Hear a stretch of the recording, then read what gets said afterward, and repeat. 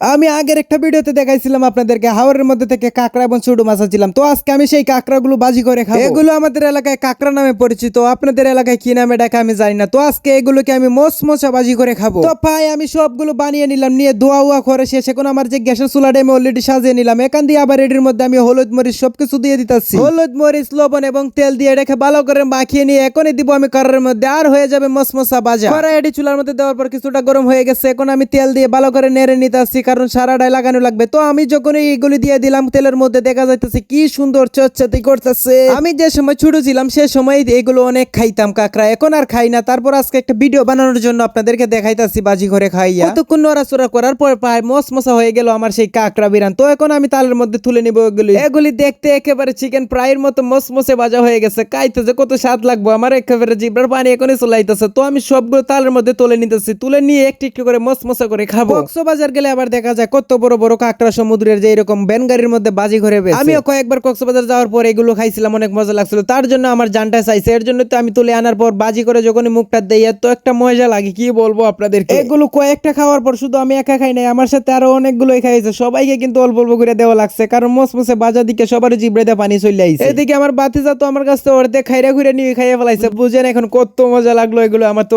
বাজা। ধন্যবাদ সবাইকে আমার ভিডিওটি দেখার জন্য, সবাই ভালো থাকবেন।